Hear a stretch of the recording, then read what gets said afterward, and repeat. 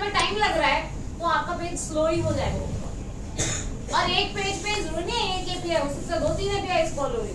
तो अगर आपकी एपीआई फास्ट रिस्पॉन्स ना दे तो यूजर के लिए वो एक बड़ा वो हो जाता है, क्योंकि यूजर के पास इतनी पेशेंस अटेंशन स्पैन बहुत लो होता है ना, तो वो बहुत देर तक वेट नहीं कर सकते। तो हमारे को एपीआई का रिस्पॉन्स हमेशा बहुत फास्ट चाहिए होता है। तो फास्ट एपीआई से जो एपीआई बनती हैं वो फास्ट रिस्पॉन्स देती हैं। सेकेंड, इसमें वैलिडेशंस इनबिल्ट है। मतलब आप जब जेसन का रिक्वेस्ट भेजोगे तो रिक्वेस्ट को ये अपने आप वैलिडेट करेगा कि जैसी मुझे रिक्वेस्ट चाहिए आपने वैसी भेजी है कि नहीं भेजी है। जब रिस्पांस जाएगा तो ये ऑटोमेटिकली वैलिडेट करेगा कि रिस्पांस सही से जा रहा है या नहीं जा रहा। वैलिडेशंस इसमें इनबिल्ट है। इसके लिए एक चीज यूज होती है जिसको कहते हैं पाइडेंटिक। पाइडेंटिक यूज होता है फॉर वैलिडेशन। थर्ड, इसका इंपॉर्टेंट बेनिफिट ये है कि इसमें ऑटो डॉक्यूमेंटेशन है। ये अपने आप एपीआई की डॉक्यूमेंटेशन जनरेट करता है। जब आप एक एपीआई बनाते हैं, किसी को बना के देते हैं, तो एपीआई को कंज्यूम कौन करेगा? तीसरा बंदा करेगा। तीसरा बंदा करेगा तो उसको डॉक्यूमेंटेशन जरूर चाहिए। डॉक्यूमेंटेशन से तो उसे पता चलेगा कि ये एंड पॉइंट है, ये उसके पैरामीटर्स हैं, ऐसी रिक्वेस्ट भेजनी है, ऐसा रिस्पॉन्स। नहीं तो पहले क्या करना पड़ता था, डेवलपर्स को एपीआई बना के उसकी डॉक्यूमेंटेशन खुद जनरेट करनी पड़ती। इसमें क्या है, ये ऑटोमेटिकली ये क्या करती है, डॉक्स बना के देती है। आप एपीआई के एंड पॉइंट्स बनाओगे, ये डॉक्यूमेंटेशन अपने आप बना देती है। ठीक है, तो इसमें ऑटो डॉक्यूमेंटेशन है। चौथा सबसे बड़ा बेनिफिट, ये एसिंक मोड में काम करता है।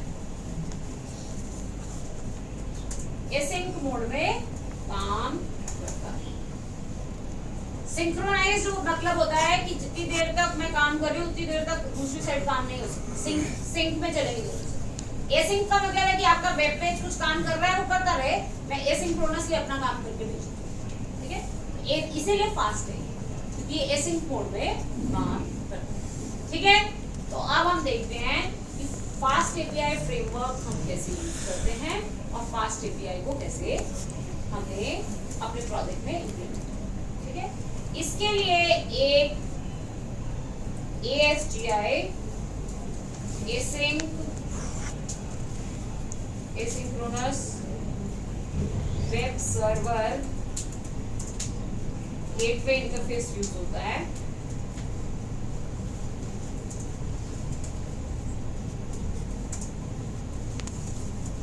जिसको हम कहते हैं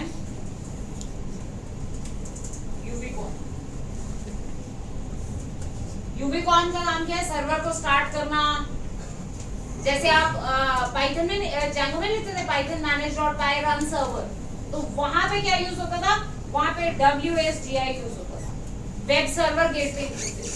क्योंकि एसिंक्रोनसली काम करता है, इसमें यूज होता है ASGI asynchronous web server gateway interface, वो होता है यूबिकॉन। तो यहाँ पे यूबिकॉन। ठीक है, तो अब मैं सबसे पहले क्या करूंगी, यूबिकॉन को इंस्टॉल करूंगी ताकि मैं इसे रन कर सकूं और फास्ट एपीआई को फ्रेमवर्क को क्या करूंगी, लोड। ठीक है, तो स्टार्ट करते हैं हम सबसे पहले पैकेज इंस्टॉल करने से। पैकेज इंस्टॉल करने से स्टार्ट करते हैं। फिर install fast API, install fast API space यूबिकॉन। दोनों के लिए अलग अलग भी कमांड लिख सकते हो, एक ही कमांड में भी स्पेस देके दूसरा पैकेज दे सकते हो। ठीक है, फास्ट एपीआई और यूबिकॉन दोनों पैकेजेस आपके पास इंस्टॉल। ठीक है,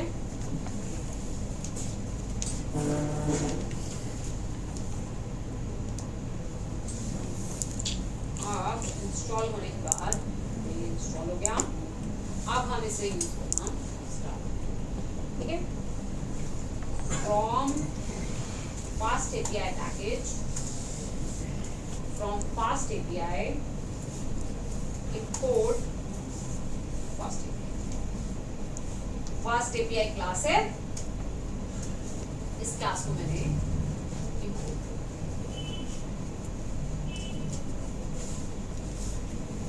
from fast API import fast app is equal to fast API class का मैंने इंस्टेंस बनाया, app is equal to fast API जो क्लास है उसका मैंने इंस्टेंस बनाया, ठीक है। अब मैं एंड पॉइंट से बनाना है, यहाँ पे एपीआई के एंड पॉइंट्स बनाने हैं, देखो कैसे बनाएंगे। @app डॉट, यहाँ पे आएंगे वर्ब, गेट पुट, क्या बनाना है, गेट ही बनाते हैं सबसे पहले। @app डॉट गेट, इसका मतलब मैं गेट वर्ब के लिए एक एंड पॉइंट बना रही हूं। उसके बाद यहां पे आएगा एंड पॉइंट का यूआरएल, यहां पे आएगा एंड पॉइंट का यूआरएल, मैंने लिखा स्लैश, मतलब बाय डिफॉल्ट जैसे ही मैं इसे रन करूं तो डिफॉल्ट ये वाला कॉलम, स्लैश मतलब डिफॉल्ट जो यूआरएल आ रहा है, ठीक है। ये मेरा पहला एंड पॉइंट है, यहां मैंने लिखा if, इसके नीचे मैंने अपना फंक्शन बनाया कुछ भी एंड पॉइंट हुआ,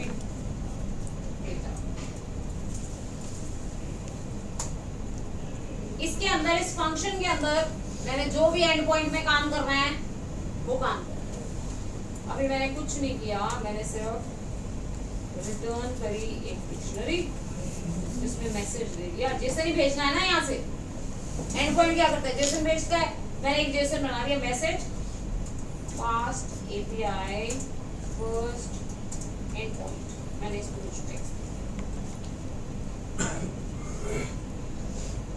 fast API first and point, मैंने यहाँ पे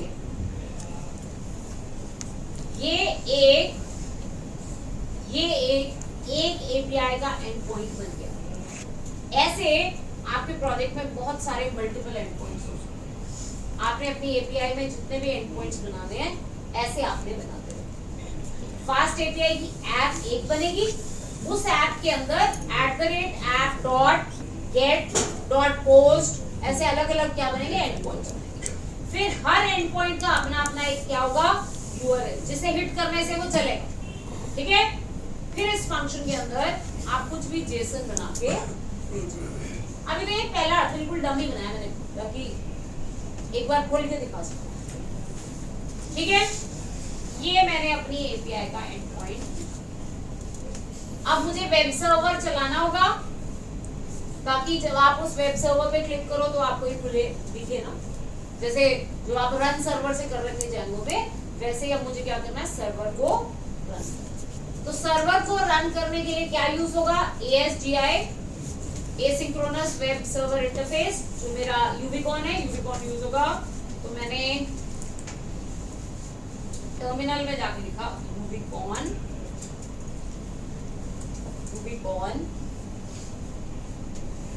ठीक है।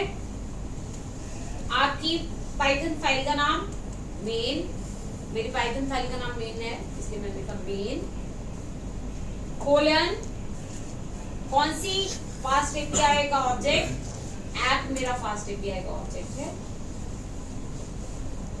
ये आपके पाइथन फाइल का नाम है, ये आपका फास्ट एपीआई का ऑब्जेक्ट जिसको आपने चलाना है। इसके बाद आपने लिखा __ reload, ये कमांड चलाएंगे आप जितनी बार भी आपने वेब सर्वर को रन करना हो। जैसे वहां पे थी python manage.py run server, यहाँ पे है यूबिकॉन, उसके बाद ये मेन की जगह कुछ और भी हो सकता है, ये आपकी पाइथन फाइल का नाम आएगा। जैसे मैंने main.py में लिखा तो मैंने यहाँ पे मेन लिखा, कोलन ऐप, ये ऐप क्या आएगा, जो आपकी फास्ट एपीआई वाले ऑब्जेक्ट का नाम है। इसका नाम अगर ओबीजे लिखा होगा तो यहाँ पे ओबीजे आएगा, ठीक है। __ read कमांड चलाओ, ये आपका यूबिकॉन रनिंग, ठीक है। ये आपका यूबिकॉन वेब सर्वर रन करेगा, इस पे क्लिक करोगे ये वेब सर्वर एंड पॉइंट, ये आ गया ना एंड पॉइंट, ये मैसेज आ गया ना फास्ट एपीआई फर्स्ट, क्योंकि मैंने उसे लिखा है कि वो स्लैश पे चले। अगर मैंने यूआरएल वहां पे कुछ और दिया होता तो वो उस यूआरएल पे चलता। जैसे मैंने यहाँ पे लिखा होता अगर कि स्लैश नहीं, मैंने बोला स्लैश एबीसी स्लैश, इस पे खुलना है तो वो ऐसे बाय डिफॉल्ट नहीं खुलता। अभी कुछ नहीं आता, नॉट फाउंड। अब मैं यूआरएल हिट करती स्लैश एबीसी स्लैश, अब ये मेरा एंड पॉइंट बन गया, इस एंड पॉइंट पे ये चलेगा। ठीक है, अब आप इसे यहां से चलाओ या फिर पोस्टमैन से चलाओ, जहां मर्जी से चलाओ, ये आपका एपीआई का एंड पॉइंट अब गेट है, ये यूआरएल दिया, सेंड किया, ये आ गया आपका जेसन रिस्पांस। अभी मैंने कुछ काम नहीं किया, ऐसे डमी सा ही रिस्पांस दे दिया, सिर्फ मैंने आपको फ्लो बताया। क्या फ्लो बताया अभी तक? फास्ट एपीआई क्लास का ऑब्जेक्ट बनाया, ठीक है। जैसे वहां पे @API व्यू डेकोरेटर लगाते थे, यहाँ पे क्या लिखते हैं @API dot get post put delete, जो वर्ब आपने चलाना है, मुझे अभी गेट चलाना है। उसके बाद आप क्या लिखते हैं, जो यूआरएल आपको, जिस यूआरएल पे आपको वो खोलना है, ठीक है। फिर डेफ, ये तो कोई फंक्शन का नाम, फंक्शन में आप कुछ भी लिख सकते हो क्योंकि चलेगा तो एंड पॉइंट। फिर उसके बाद यहाँ पे जो भी काम करना होगा काम करोगे, जेसन जो बनेगी वो जेसन रिटर्न, ठीक है। चलाने के लिए कमांड क्या लिखनी है वो मैंने आपको बता दिया, ठीक है। दूसरा बड़ा बेनिफिट देखो इसका, मैंने आपको बोला ना कि ये डॉट डॉक्स पे जाओ, ये आपको डॉक्यूमेंटेशन दे देगा इसकी। सर्वर पे जाके स्लैश डॉक्स, ये देखो उसने बोला कि इसके अंदर ABC slash A and point है, किस चीज का है, गेट का है। आगे देखो parameters, no parameters, try it out, आप यहां से ट्राई करके देख सकते हैं, एग्जीक्यूट करो, ये देखो ये नीचे रिस्पांस दिखा देगा, रिस्पांस आया कोड 200, रिस्पांस में क्या आ रहा है वो आपको दिखा देगा, ठीक है। ये सारी डॉक्यूमेंटेशन ये इसने अपने आप जनरेट करके दी, मैंने नहीं बनाई। ये डीआरएफ में, Django REST फ्रेमवर्क में नहीं होता था। वहां पे अगर आप एपीआई एंड पॉइंट्स बनाते हैं तो डॉक्यूमेंटेशन आपको अलग से स्वैगर से बनानी पड़ती है, बाय डिफॉल्ट नहीं बनती, ठीक है। यहाँ पे क्या हो गया, आपकी एपीआई की डॉक्यूमेंटेशन भी खुद, ठीक है। इतनी बात समझ में आई, इतनी बात समझ में आई। अब आगे करूं, अब थोड़ा सा प्रैक्टिकल काम शुरू करूं। ये तो मैंने बस सिंपल आपको एक बना के दिखाया। अब हम करते हैं एक्चुअली एपीआई में जो काम करने होते हैं, डमी थोड़ी भेजेंगे, लिख के भेजेंगे, अच्छा ठीक है। तो वो कैसे कर सकते हैं, अब हम उसके लिए इस चीज को या तो कमेंट कर दो, इसकी जरूरत नहीं है, तो मैंने वैसे डमी लिख के दिखाया था। अब मैं एक्चुअली अपना कोड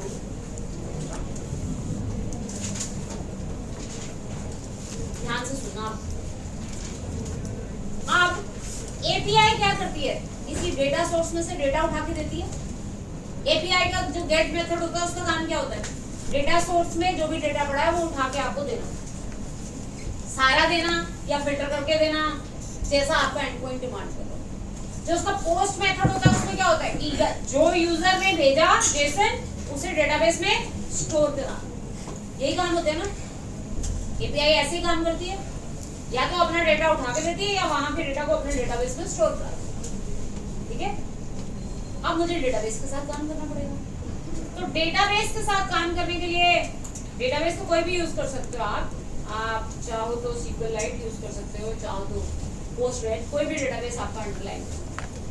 पर फास्ट एपीआई के अंदर अपना कोई ORM नहीं है।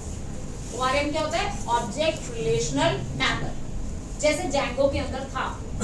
Django में आप मॉडल बनाते थे, उस मॉडल के ऊपर model dot objects dot all, model dot objects dot get और create, model dot objects dot filter, वो सब आप क्यों कर पाते थे, क्योंकि Django ORM था। वो ORM क्या करता था, आप क्लास के ऑब्जेक्ट्स के साथ काम करते थे, वो बैकग्राउंड में SQL वाला काम खुद करता था, ठीक है।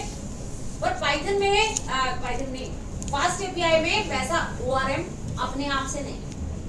इसलिए जब आप फास्ट एपीआई के साथ काम करते हैं, इसके साथ हमें एक एक्स्ट्रा मॉड्यूल डालना पड़ता है जिसको कहते हैं सीक्वल एल्केमी। ये इसका ORM बिहेव करता है, ये इसके लिए ORM की तरह बिहेव करता है, ऑब्जेक्ट रिलेशनल मैपिंग का काम ये करता है। तो हमने क्या इंस्टॉल करना है, पिप इंस्टॉल सीक्वल एल्केमी। लिख लो किस चीज के लिए, ये ORM, ताकि आप ऑब्जेक्ट्स को डेटाबेस के स्ट्रक्चर के साथ मैप कर सके।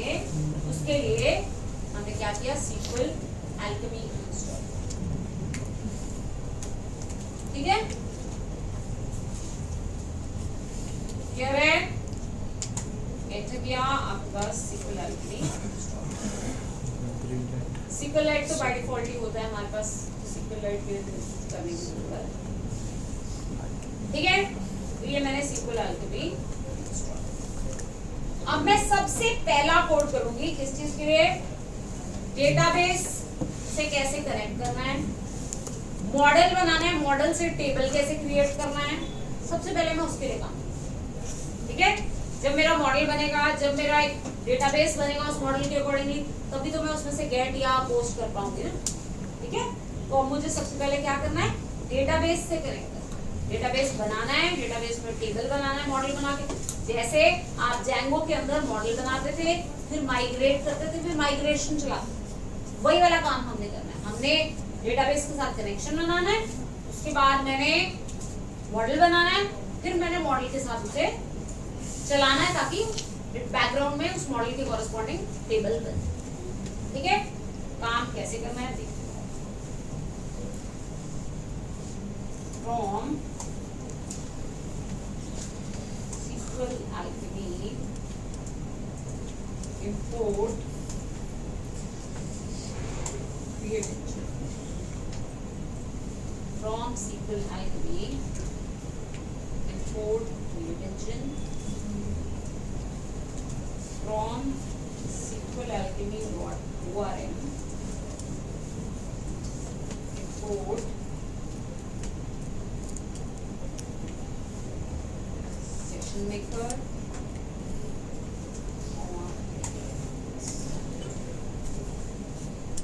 from SQL Alchemy import create engine। ये क्लासेस मैंने एक एक का मतलब बता दूं।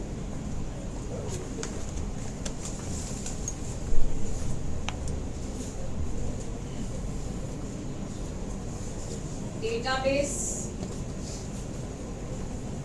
URL इज इक्वल टू,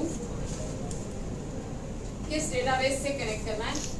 वहां तो जैंगो तो पूरा एक फ्रेमवर्क था ना, उसमें settings.py थी, वहां settings.py में आप सब कुछ डिफाइन कर सकते हैं।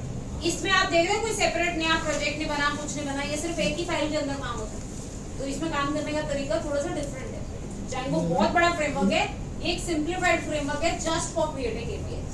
तो इसमें काम करने का तरीका थोड़ा अलग है, इसमें ज्यादातर काम आपको खुद लिख के ही करना पड़ेगा। ठीक है, तो डेटाबेस यूआरएल में मैंने बोला किस डेटाबेस से कनेक्ट करना है, SQLite से, SQLite:// dot slash tools dot SQLite:// इसका मतलब है कि मैं SQLite डेटाबेस से कनेक्ट कर रही हूँ। अगर इसकी जगह मेरा डेटाबेस कोई और होगा, पोस्टग्रेज होगा, तो उसके अकॉर्डिंगली postgrad:// ऐसे लिखूंगी। फिर डॉट कोलन मतलब करंट प्रोजेक्ट के अंदर किस नाम का डेटाबेस, मैंने todos.db इस नाम का मेरे प्रोजेक्ट के अंदर डेटाबेस बन जाएगा। ठीक है, बनेगा भी, मैंने सिर्फ बात किया, अभी बनेगा बाद में। ठीक है, तो ये मैंने डेटाबेस का URL। ठीक है, engine is equal to create engine, engine is equal to create engine. ये डेटाबेस के साथ कनेक्ट करेगा। कौन से डेटाबेस से, जो डेटाबेस यूआरएल दिया, इस डेटाबेस से आपको क्या करेगा, कनेक्ट करेगा। ठीक है, comma connect args is equal to, connection बनाते समय आर्ग्यूमेंट्स भेजने हैं, क्या आर्ग्यूमेंट्स भेजने हैं? Check same thread. By default ये लिखना जरूरी है जब आप एपीआई से काम कर रहे हैं। बाय डिफॉल्ट आप जब SQLite से कनेक्ट करते हैं तो आप अपनी एप्लीकेशन के थ्रू कनेक्ट करते हैं। अब आप क्या कर रहे हैं, आप किसी और सर्वर के साथ कनेक्ट कर रहे हैं जो जहां से कॉल हो रहा है और जहां पे ये एक्चुअली है वो सेम थ्रेड में काम नहीं कर रहे। तो आपको मेंशन करना पड़ेगा कि check same thread colon false. Otherwise जब आप एपीआई को बाहर से कॉल करोगे ना पोस्टमैन के थ्रू जाके तो ये चलेगी नहीं, क्योंकि फिर दोनों एप्लीकेशंस का थ्रेड अलग अलग हो जाएगा ना। और एपीआई को तो जनरली हम बाहर से ही कॉल करते हैं, तो इसलिए हमने लिखा चेक सेम थ्रेड कोलन। तो इंजन से बेसिकली क्या हो जाएगा, आपका डेटाबेस के साथ कनेक्शन बनेगा। ठीक है, इतने से आपका क्या होगा, डेटाबेस के साथ कनेक्शन बनेगा। किस डेटाबेस के साथ? जो डेटाबेस आपने डेटाबेस यूआरएल में। ठीक है, अब सेशन लोकल सेशन पेपर, अब उस